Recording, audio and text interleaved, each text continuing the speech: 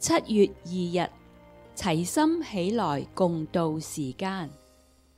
經上記着說，要彼此相顧，激發愛心，勉勵行善。希伯來書10章24節。讓我們同來思想經上的話。沒有人是孤島，團結就是力量。多種不同嘅文化都有類似嘅說法。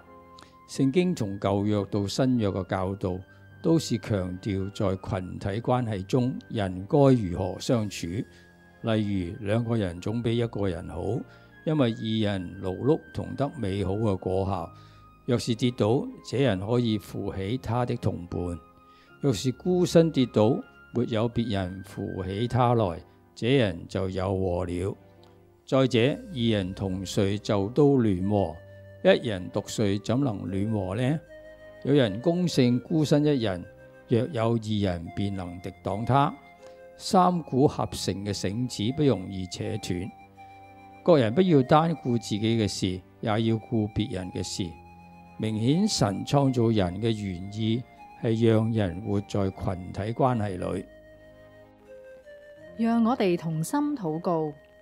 掌管國度權柄嘅主，當經濟陷入低潮之際，民間不少怨憤聲音，求主叫在位者體恤民間嘅困苦，並回應民間嘅呼求，市民學習守望相助，彼此扶持，顧民間建立互信互補嘅關係。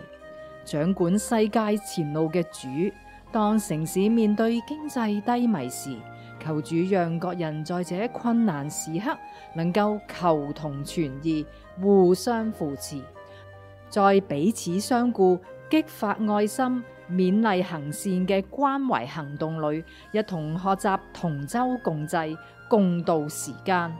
求主讓所有作僱主嘅能夠積極部署，又能體恤員工，不輕易裁員。作僱員嘅亦要勤奮工作，珍惜工作機會。心願整個社會因危機而更能凝聚在一起，靜候轉機。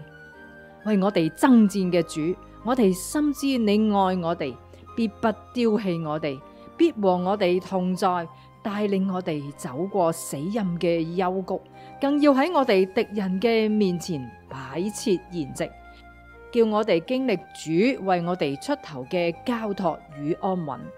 心願喺我哋嘅城市中，人人有工做，個個得飽足，家家安居樂業。感謝神，奉主耶穌基督聖名求，阿門。心靈回響，求主的愛激勵人心，願人人喜悅，活在神的美善中。